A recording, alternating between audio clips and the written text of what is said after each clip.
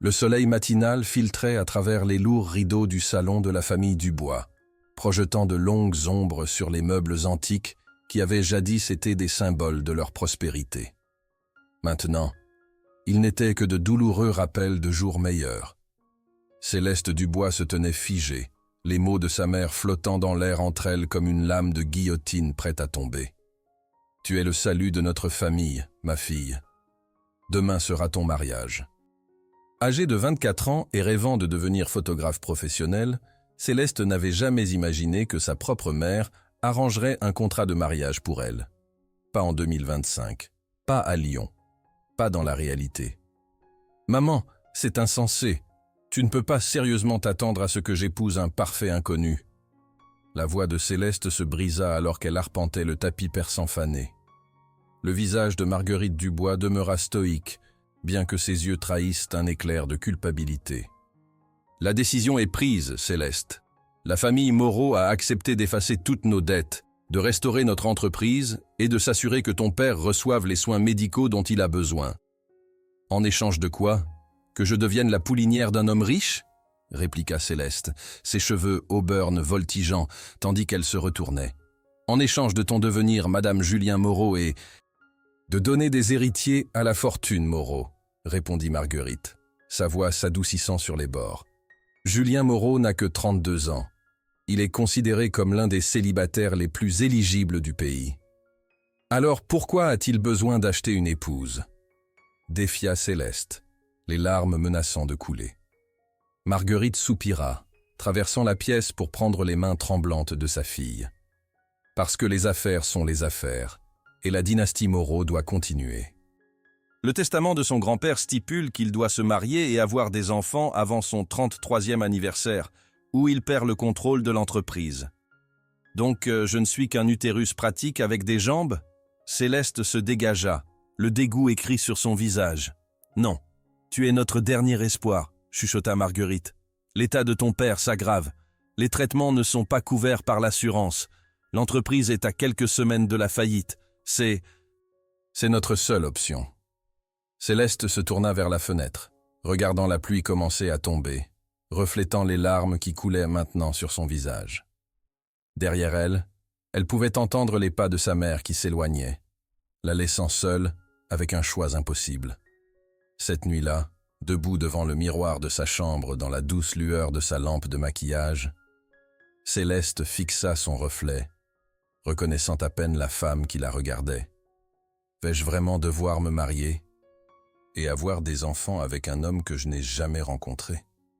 murmura-t-elle à elle-même, les mots ayant un goût amer sur sa langue. Son téléphone vibra avec un message.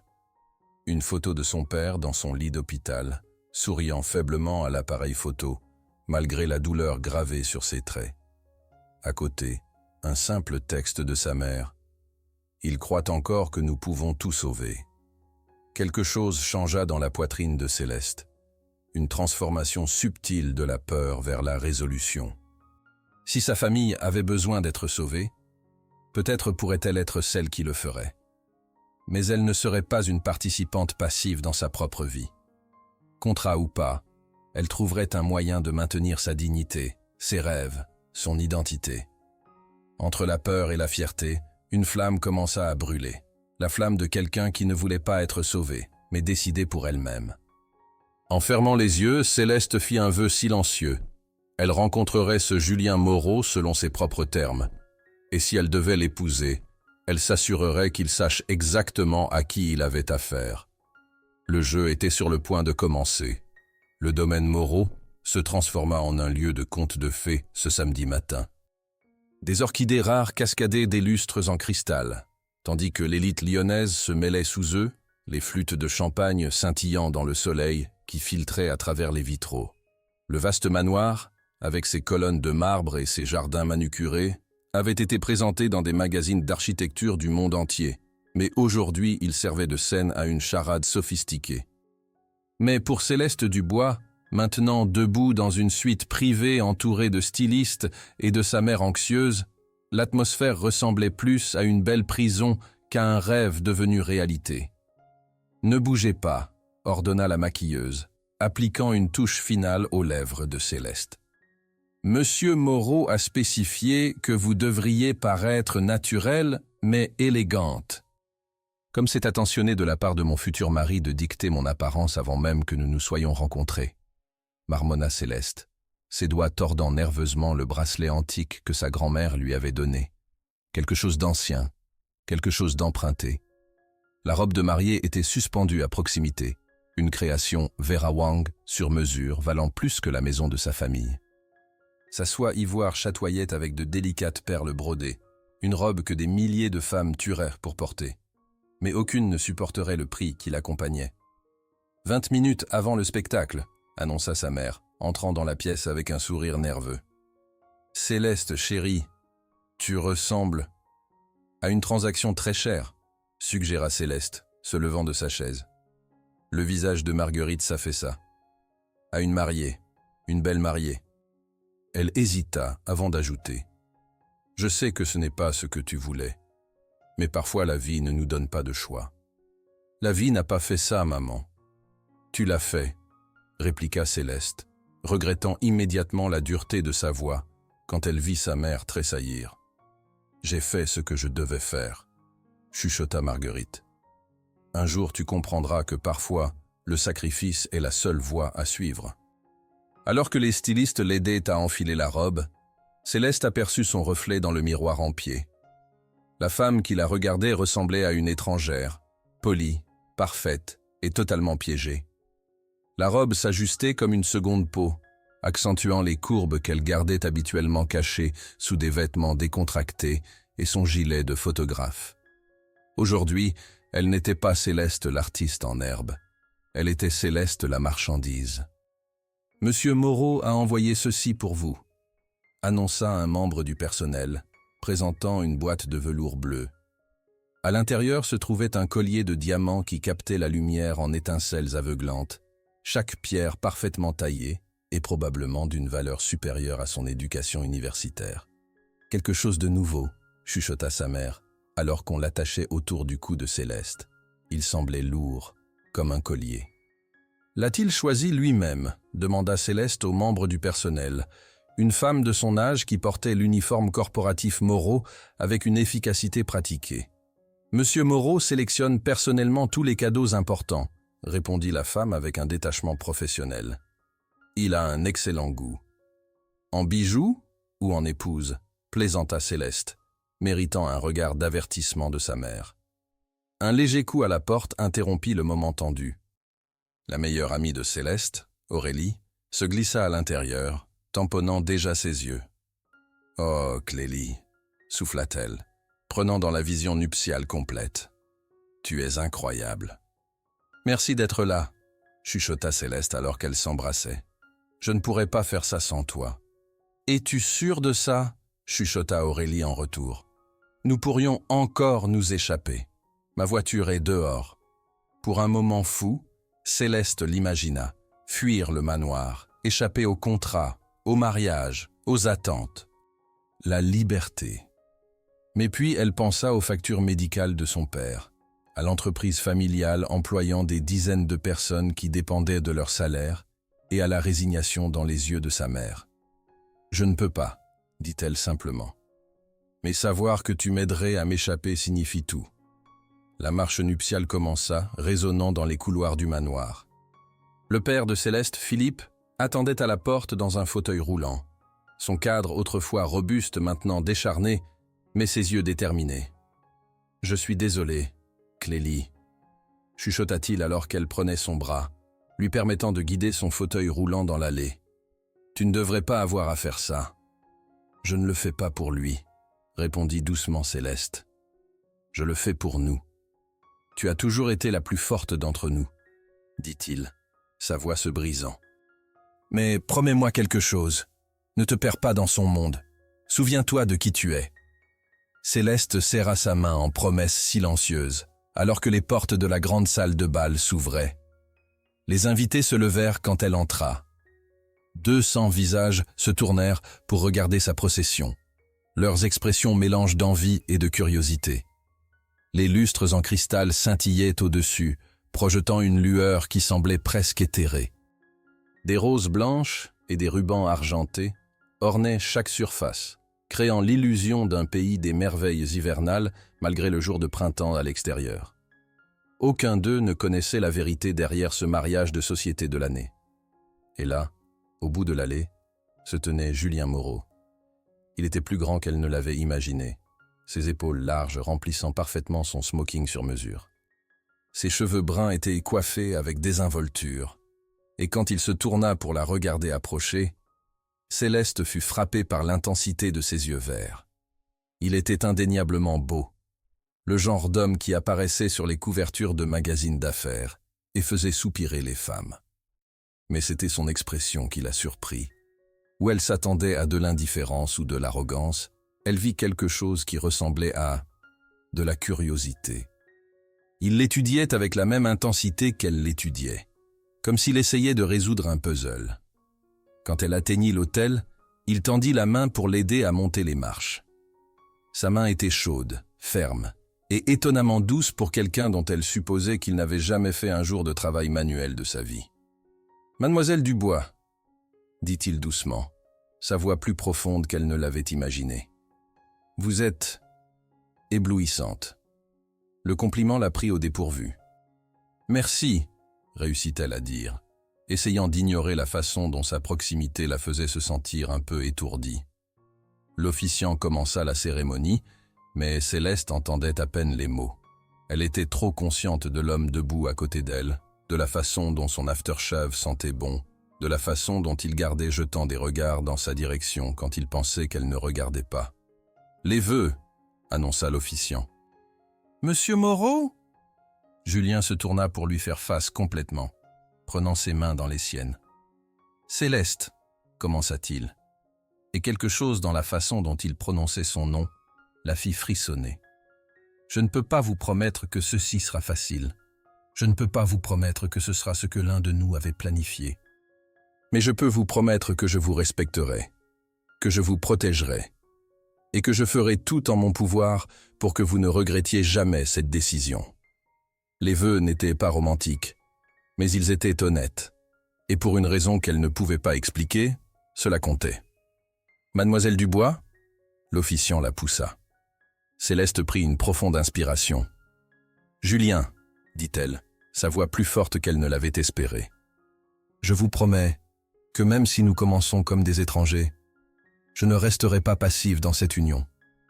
Je vous promets que vous apprendrez qui je suis vraiment, et j'espère que nous pourrons tous deux trouver quelque chose d'inattendu dans ce qui nous a été donné. » Quelque chose changea dans ses yeux à ces mots, une lueur qui pourrait avoir été de l'approbation, ou peut-être même de l'admiration. « Vous pouvez embrasser la mariée », annonça l'officiant. Julien hésita pendant une fraction de seconde, ses yeux cherchant la permission dans les siens. Quand elle hocha légèrement, il se pencha, ses lèvres effleurant brièvement les siennes, dans un baiser qui était étonnamment doux, étonnamment respectueux. Quand ils se séparèrent, il y eut quelque chose de différent dans l'air entre eux. Pas de l'amour, ils ne se connaissaient pas assez pour ça, mais peut-être le début de quelque chose qui pourrait devenir du respect mutuel. Alors qu'ils remontaient à l'allée ensemble, main dans la main, Céleste se permit un moment d'espoir cauteleux. Peut-être, juste peut-être, cela ne serait pas le désastre qu'elle avait imaginé. Le mari qu'elle avait redouté de rencontrer pourrait finalement être quelqu'un qu'elle pourrait apprendre à respecter, voire même à aimer, avec le temps. Seul le temps le dirait. La réception se déroula dans un flou de félicitations, de champagne et de conversations polies avec des gens qu'elle ne connaissait pas. Céleste souriait, hochait la tête et joua son rôle de nouvelle Madame Moreau, tout en observant son mari d'un jour avec une curiosité croissante. Julien Moreau était un homme de contradiction. Il était charmant avec les invités mais gardait une distance certaine. Il était attentif à elle, s'assurant qu'elle avait tout ce dont elle avait besoin, la présentant avec fierté, mais il y avait quelque chose de presque prudent dans ses interactions, comme s'il testait les os. « Comment vous sentez-vous, Madame Moreau ?» demanda une femme âgée que Céleste reconnut comme l'une des plus importantes philanthropes de Lyon. Le nom la frappa étrangement. Madame Moreau. Elle n'était plus Céleste Dubois. Légalement, socialement, elle était maintenant quelqu'un d'autre. « C'est Un ajustement, répondit-elle honnêtement. La femme rit. Tous les bons mariages le sont, ma chère. Julien est un homme chanceux. Alors que la soirée progressait, Céleste se retrouva observant les interactions de Julien avec sa famille. Son père, Marcel Moreau, était un homme intimidant dans la soixantaine, qui évaluait Céleste avec des yeux calculateurs. Sa mère était décédée quand il était jeune, apprit-elle, et il avait été élevé principalement par des nounous et des pensionnats. Alors, Céleste, dit Marcel, l'approchant pendant qu'elle prenait un moment seule sur la terrasse. J'espère que vous comprenez les responsabilités qui accompagnent le nom de Moreau. Je commence à les comprendre, répondit-elle prudemment. Bien. Mon fils a besoin d'une épouse qui comprend que sa première loyauté doit être envers cette famille et notre héritage. Ses yeux s'aiguisèrent. J'espère que nous nous comprenons. Parfaitement, dit Céleste, rencontrant son regard sans broncher. Mais j'espère que vous comprenez que je ne suis pas seulement un accessoire à votre héritage familial. J'ai mes propres valeurs et ambitions. Marcel sourit, mais ce n'était pas chaleureux. Nous verrons. Papa. La voix de Julien coupa l'attention alors qu'il rejoignait sur la terrasse. J'espère que vous ne harcelez pas ma femme. Juste apprendre à nous connaître, dit Marcel, mais il s'éloigna avec un hochement de tête final. Je suis désolé pour lui, dit Julien une fois qu'ils furent seuls. Il peut être intense. Il peut être intimidant, corrigea Céleste. Mais je ne me laisse pas facilement intimider. Julien sourit, le premier sourire authentique qu'elle ait vu de lui toute la journée. J'ai remarqué. La façon dont vous lui avez tenu tête était impressionnante. Vous semblez surpris. Je suppose que je l'étais. La plupart des gens évitent la confrontation avec lui. Céleste le regarda attentivement. « Et vous? Évitez-vous la confrontation avec lui ?» Quelque chose passa sur son visage, quelque chose qui pourrait avoir été de la douleur ou du regret. Depuis très longtemps, oui, mais peut-être qu'il est temps que cela change. Il y eut un moment entre eux, un moment de compréhension possible, avant que le son des invités qui les appelaient ne brise le charme. « Nous devrions y retourner, » dit Julien. « Il y a encore le gâteau à couper. » Alors qu'ils coupèrent le gâteau à 3 étages ensemble, leurs mains superposées sur le couteau, Céleste ne put s'empêcher de remarquer la façon dont Julien était attentif à s'assurer qu'elle se sente incluse, comment il la regardait pour des indices sur ce qu'elle était à l'aise de faire. C'était peut-être petit, mais cela suggérait une considération qu'elle n'avait pas attendue. Plus tard, alors qu'ils dansaient leur première danse sur une valse classique, Julien parla à voix basse près de son oreille. « Nerveux ?» demanda-t-il. « Terrifié ?» admit-elle. « Et vous ?» ?»« La même chose, » dit-il. Et il y avait quelque chose de vulnérable dans l'admission. « Je n'ai jamais été marié avant. »« Moi non plus, » dit-elle avec un petit rire. « Nous naviguons à l'aveugle. »« Ensemble, » dit-il. Et quand il la regarda, il y avait quelque chose dans ses yeux qui lui fit penser que peut-être, juste peut-être, il pourrait découvrir comment faire fonctionner cela. La danse se termina, et avec elle, la réception. Bientôt, les invités commencèrent à partir, la laissant face à la réalité de ce qui venait ensuite. Elle était mariée, à un homme qu'elle connaissait à peine. Et maintenant, elle devait découvrir comment naviguer dans le reste de sa vie. « Prête ?» demanda Julien, lui offrant son bras. Céleste prit une profonde inspiration et hocha la tête. « Aussi prête que je peux l'être. » Ensemble, ils quittèrent leur mariage et entrèrent dans leur nouvelle vie, incertaine, effrayante, mais peut-être, avec un peu de chance et beaucoup de travail, quelque chose qui pourrait finalement devenir réel. Les semaines qui suivirent leur mariage furent un exercice minutieux de navigation en territoire inconnu. Céleste s'installa dans l'aile est du manoir Moreau, un espace que Julien avait préparé pour elle avec une attention aux détails qui la surprit. Il avait transformé une des suites d'hôtes en un studio de photographie fonctionnel, complet avec équipement professionnel et chambre noire. « Comment saviez-vous » demanda-t-elle le matin où elle découvrit l'espace, se tenant dans l'embrasure de la porte avec un mélange d'émerveillement et de confusion. Julien, déjà habillé pour le travail dans un costume qui coûtait probablement plus que l'ancien loyer mensuel de Céleste, haussa les épaules presque timidement. J'ai fait quelques recherches. Votre portfolio en ligne est remarquable. Vous avez regardé mon travail? Elle ne put cacher sa surprise. Évidemment, nous pourrions avoir un mariage arrangé, mais ce n'est pas parce que je n'étais pas curieux de savoir qui vous étiez vraiment. Il hésita. J'espère que c'est acceptable. Si quelque chose ne va pas, c'est parfait, l'interrompit-elle. Et pour la première fois depuis leur mariage, elle sourit avec une joie authentique. Vraiment, merci. Quelque chose se détendit dans son expression. Bien, je veux que vous soyez heureuse ici. C'était un petit moment, mais il planta une graine d'espoir dans la poitrine de Céleste. Peut-être que cet homme n'était pas le tyran sans cœur qu'elle avait imaginé. Leurs routines quotidiennes se développèrent naturellement au cours des semaines suivantes. Julien partait tôt pour son bureau au centre de Lyon, dirigeant son empire commercial avec l'efficacité impitoyable qui avait fait de lui un milliardaire avant 35 ans. Céleste passait ses matinées dans son nouveau studio, travaillant sur un projet de livre photo qu'elle avait mis de côté pendant des mois, et ses après-midi explorant Lyon avec son appareil photo. Ils dînaient ensemble la plupart des soirs, une des rares exigences que Julien avait faites, et Céleste avait été surprise de découvrir qu'elle l'attendait avec impatience. Julien était un conversateur intelligent, bien lu, et étonnamment drôle quand il baissait sa garde. Il posait des questions réfléchies sur son travail, ses opinions, ses rêves. « Vous n'étiez pas ce que j'attendais », admit-elle un soir sur la terrasse, sirotant le vin rouge excellent qu'il semblait toujours avoir à portée de main.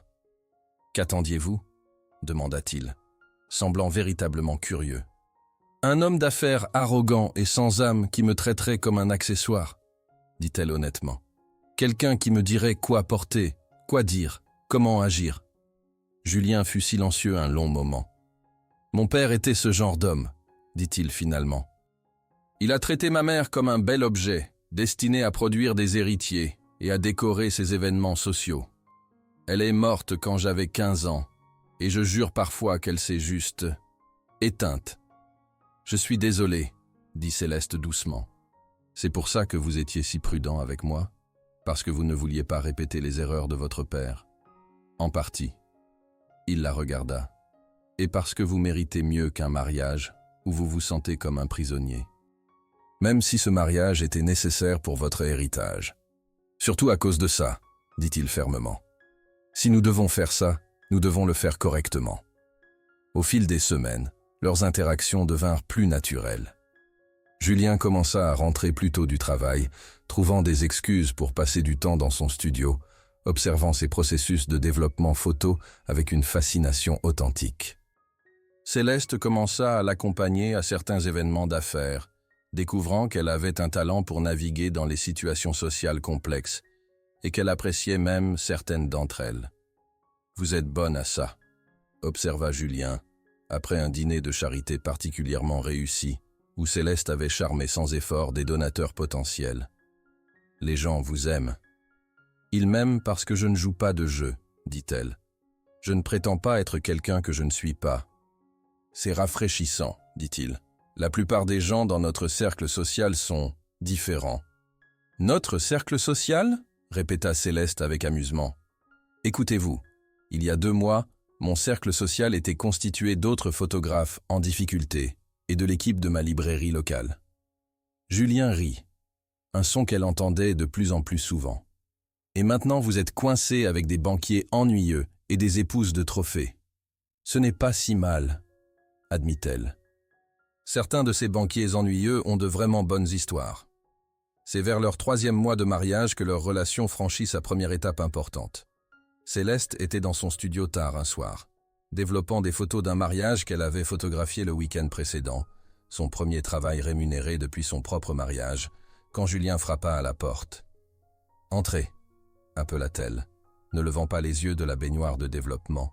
« Il est minuit passé, » dit-il, et il y avait quelque chose d'étrange dans sa voix. « Vous avez raté le dîner. »« Désolé, j'étais dans le flux, et j'ai perdu la notion du temps. » Elle leva finalement les yeux, et fut surprise de voir qu'il tenait un plateau, avec ce qui semblait être un sandwich et du thé. « Vous m'avez apporté de la nourriture ? Vous devez manger, » dit-il, posant le plateau sur sa table de travail. Et j'étais inquiet. Inquiet? Elle lui donna toute son attention maintenant. Vous n'aviez jamais raté le dîner avant. J'ai pensé que quelque chose n'allait peut-être pas. Il sembla presque embarrassé par l'admission. Quelque chose se réchauffa dans la poitrine de Céleste. Vous étiez inquiet pour moi? Ne semblez pas si surprise, dit-il, mais il souriait. Nous sommes mariés. Je suis censé m'inquiéter. En raison du contrat? Demanda-t-elle doucement. Julien fut silencieux un long moment, regardant les photos qu'elle développait. C'étaient des photos intimes du mariage, des moments candides entre la mariée et le marié, la joie pure sur leur visage. Non, dit-il finalement, pas à cause du contrat. Leurs yeux se rencontrèrent, et Céleste sentit quelque chose changer entre eux, quelque chose de réel et d'inattendu, et peut-être même de merveilleux. « Julien, commença-t-elle, mais il secoua la tête. « Mangez votre sandwich, dit-il doucement. Nous avons du temps. » Il avait raison. Ils avaient du temps. Et peut-être, juste peut-être, ils découvraient finalement comment l'utiliser. Le tournant vint au 6e mois de leur mariage, la nuit où Céleste entendit Julien au téléphone avec son père. Elle n'avait pas l'intention d'écouter, mais les voix étaient déportées par la ventilation du manoir, et il était difficile d'ignorer l'intensité croissante de leur conversation. « Elle ne l'est pas, papa, » disait Julien, sa voix tendue d'une manière qu'elle n'avait jamais entendue. « Elle n'est pas enceinte, et je ne vais pas la pousser. » La voix de Marcel était muffled, mais toujours audible.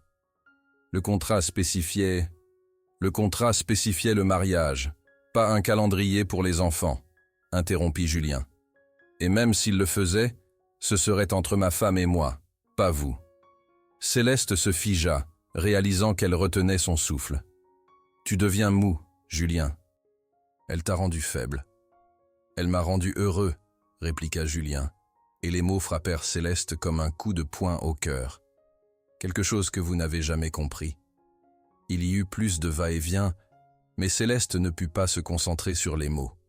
Il l'avait défendu. Plus que cela, il avait dit qu'elle le rendait heureux. Quand elle l'entendit raccrocher et monter les escaliers, elle prétendit être endormie. Mais longtemps après qu'il soit passé par sa porte, il gardait encore des chambres séparées, par accord mutuel tacite, elle resta éveillée, retournant ces mots dans sa tête. Le lendemain matin, quelque chose était différent entre eux. Plus ouvert, plus honnête. « Votre père semblait contrarié hier soir, » dit-elle prudemment pendant le petit déjeuner. Julien la regarda avec précaution. « Vous avez entendu ça? Les murs sont fins dans certaines parties de cette maison, » dit-elle. Je ne voulais pas écouter. « Il n'est pas content que nous prenions notre temps, » dit Julien.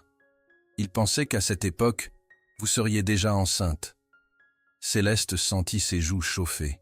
« Et vous? Qu'est-ce que vous pensez ?» Julien posa sa tasse de café, la regardant directement.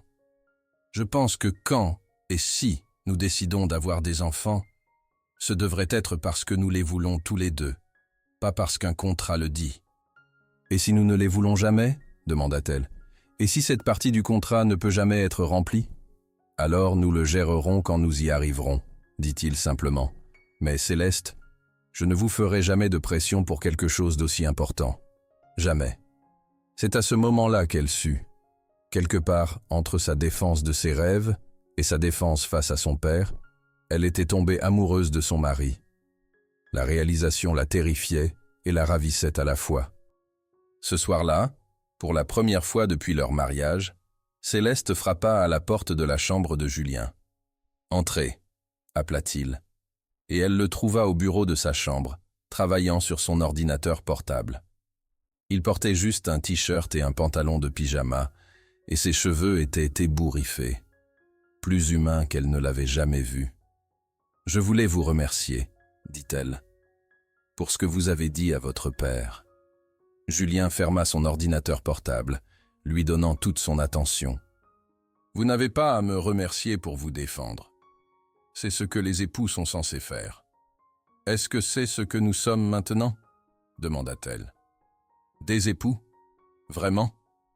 Il se leva, s'approchant d'elle mais s'arrêtant à une distance respectueuse. « Qu'est-ce que vous pensez que nous sommes ?»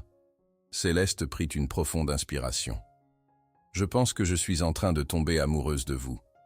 Et ça me terrifie parce que ce n'était pas censé arriver. » Le visage de Julien se transforma. Surprise, soulagement, et quelque chose qui pourrait avoir été de la joie s'y mélangeant. « Ça me terrifie aussi, » admit-il. « Mais pas parce que ce n'était pas censé arriver. » Pourquoi alors ?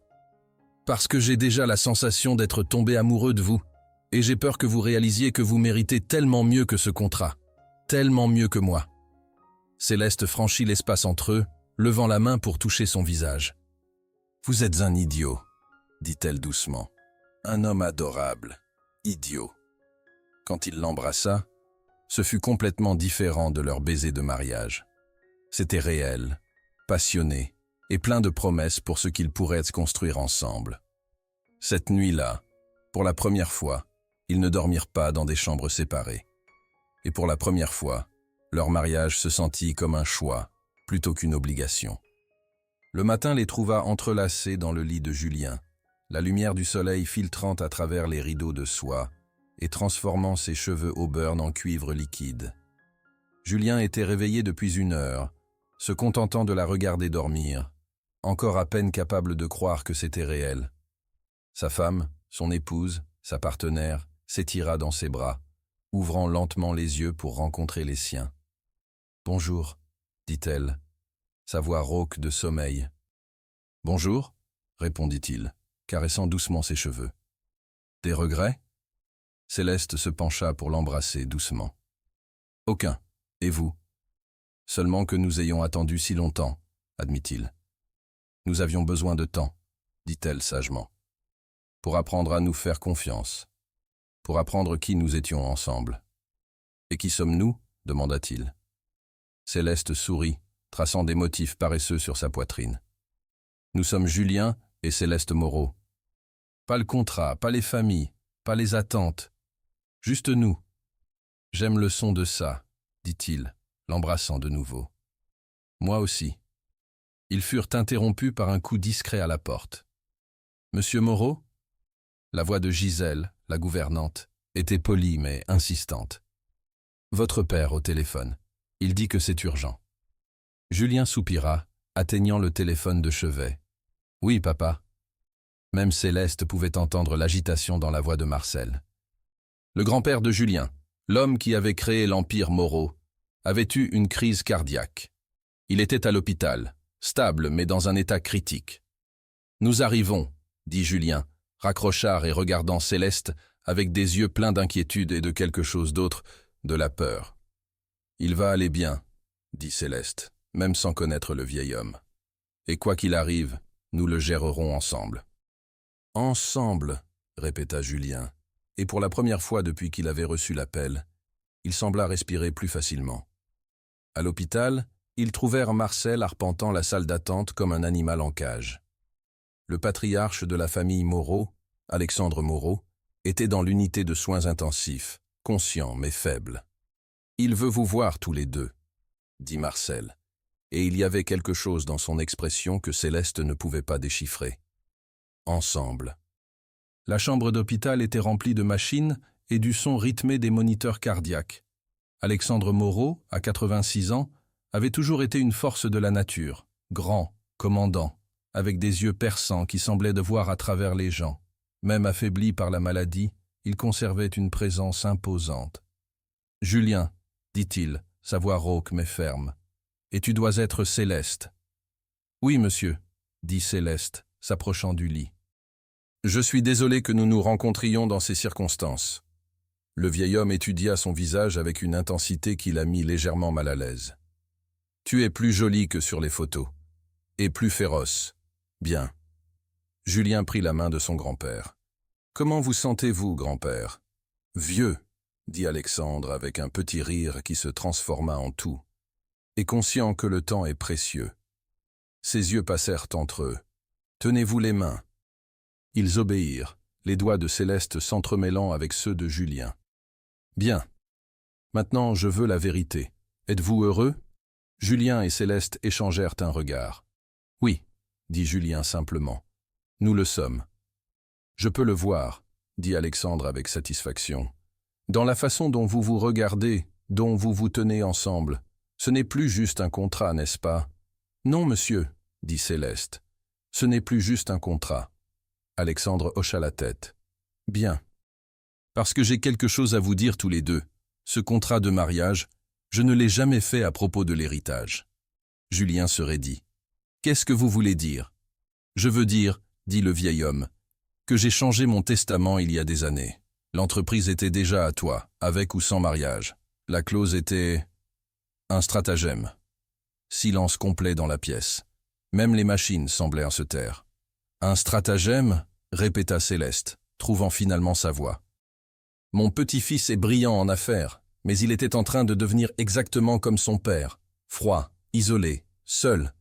Il avait besoin de quelqu'un pour lui rappeler qu'il y avait plus dans la vie que les bénéfices et le pouvoir. » Alexandre sourit faiblement. « J'avais juste besoin de lui donner une raison de chercher. » Julien sembla avoir du mal à traiter l'information. « Donc, tout ceci, notre mariage, le contrat, a abouti exactement comme j'espérais qu'il le ferait, » termina Alexandre. « Vous avez trouvé l'amour réel, le genre qui vaut plus que tout l'argent du monde. » Céleste sentit les larmes lui piquer les yeux. « Vous avez manipulé nos vies entières. »« Oui, » dit Alexandre sans se repentir. « Et regardez le résultat. Êtes-vous en colère ?» Céleste regarda Julien, voyant son propre conflit reflété dans ses yeux. Ils avaient été manipulés, leur famille utilisée comme pion dans le grand plan d'un vieil homme. Mais non, dit-elle finalement. Je ne suis pas en colère, parce que malgré toutes les machinations et manipulations, ce que nous avons trouvé est réel. Et c'est tout ce qui compte, ajouta Julien, serrant sa main. Alexandre ferma les yeux, un sourire de satisfaction sur son visage. Mes dernières inquiétudes sont maintenant apaisées. Vous allez être bien ensemble. Il ne mourut pas ce jour-là, ni la semaine suivante. Alexandre Moreau était trop têtu pour mourir, jusqu'à ce qu'il ait vu naître son premier arrière-petit-fils 9 mois plus tard. Mais ce jour à l'hôpital marqua la fin d'une chose et le début d'une autre. Ce soir-là, dans l'intimité de leur chambre maintenant partagée, Julien et Céleste parlèrent longtemps dans la nuit de ce qu'ils avaient appris. « Sommes-nous en colère ?» demanda Julien. « Nous devrions être en colère. »« Peut-être que nous le sommes, un peu, » admit Céleste. « Mais nous ne pouvons pas défaire ce qui a été fait. Et je ne suis pas sûr que je le voudrais. Même si cela signifie que tout notre début était basé sur un mensonge. » Céleste se tourna pour lui faire face dans l'obscurité. Notre début était basé sur un mensonge. Mais ce que nous avons construit est la vérité. Notre amour est la vérité. « Je t'aime », dit Julien, les mots venant plus facilement maintenant qu'il s'était habitué à les dire. « Contracte ou pas de contrat, manipulation ou pas, je t'aime. »« Je t'aime aussi », répondit-elle. « Et c'est tout ce qui compte maintenant. » 6 mois plus tard, quand Céleste lui dit qu'elle était enceinte, ils pleurèrent tous les deux, de joie, de soulagement et de la beauté écrasante de ce qu'ils avaient créé ensemble, pas à cause d'un contrat, mais à cause de l'amour. Leur fils, Guillaume-Alexandre Moreau, naquit par une claire journée d'automne, avec les yeux verts de son père et le menton têtu de sa mère. Alexandre, maintenant âgé de 87 ans et toujours férocement vivant, le tint avec des mains tremblantes et déclara qu'il était parfait. « Il ressemble à un Moreau, » dit-il avec fierté. « Il ressemble à un Guillaume, » corrigea Céleste en souriant. « Nos Guillaumes. » Au premier anniversaire de Guillaume, toute la famille élargie se rassembla au manoir Moreau. Les parents de Céleste étaient là, son père maintenant complètement rétabli, et l'entreprise familiale prospérant sous une nouvelle direction. Sa mère, Marguerite, tenait son petit-fils avec des larmes de joie, lui murmurant des histoires sur ses grands-parents qu'il était trop jeune pour comprendre, mais qu'il semblait apprécier de toute façon. « Merci », dit Marguerite doucement à Céleste alors qu'elle regardait Guillaume jouer avec ses jouets. « Pour tout. »« Tu n'as pas à me remercier, maman, » dit Céleste. « Tu as fait ce que tu devais faire. » « J'ai forcé ma fille dans un mariage arrangé pour sauver notre famille, dit Marguerite. Ce n'est pas quelque chose dont une mère devrait être fière. Tu m'as mené à l'amour de ma vie, corrigea Céleste. D'une manière tordue, mais tu l'as fait. Crois-tu vraiment ça? Demanda Marguerite.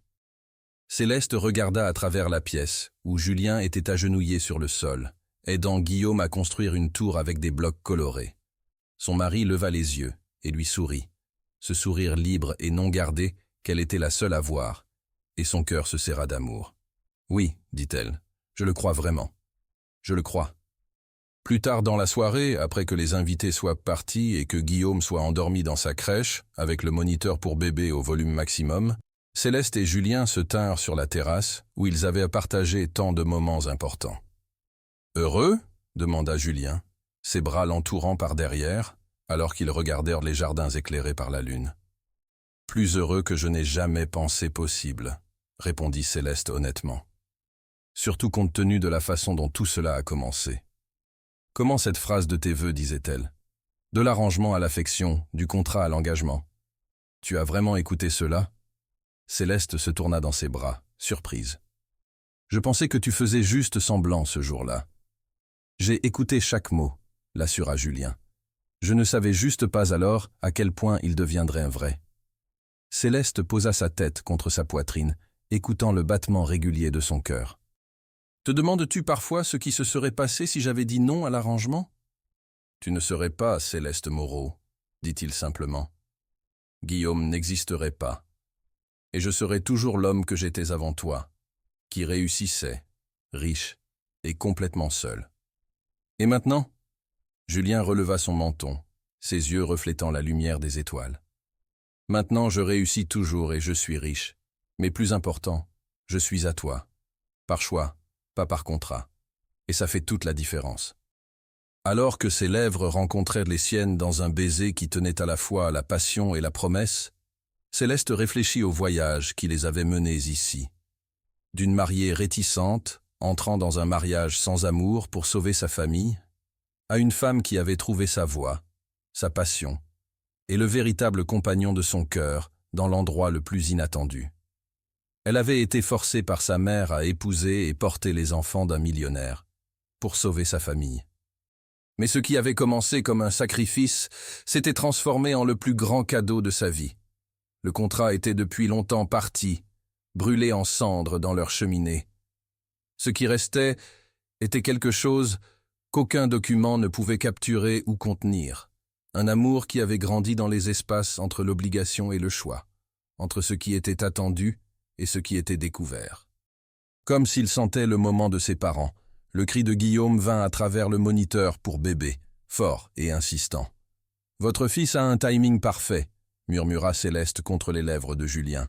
« Notre fils », corrigea Julien, prenant sa main alors qu'il se dirigeait à l'intérieur pour s'occuper du plus nouveau Moreau, l'incarnation vivante de leur histoire d'amour inattendue. Le mariage qui avait commencé avec un contrat avait évolué en quelque chose qu'aucun avocat n'aurait pu rédiger, qu'aucune signature n'aurait pu valider. Il était devenu réel, désordonné, difficile et infiniment plus précieux que l'un ou l'autre aurait pu imaginer ce jour où la mère de Céleste avait annoncé « Demain sera ton mariage ». Alors qu'ils entraient ensemble dans la crèche de Guillaume, Céleste réalisa que parfois les plus belles fins sont en fait des débuts déguisés. Leur histoire ne s'était pas conclue par « Ils vécurent heureux pour toujours ». Elle avait simplement tourné la page vers un nouveau chapitre, un qu'ils écriraient ensemble, jour après jour, choix après choix, amour après amour. Fin.